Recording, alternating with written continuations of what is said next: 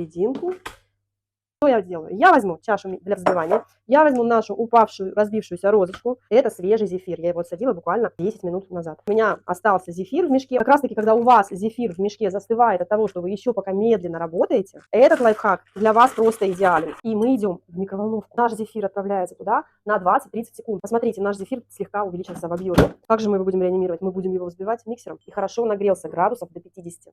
Вот такой зефир мы сейчас будем реанимировать. У меня ручной миксер. От зефира идет пар, он действительно горячий.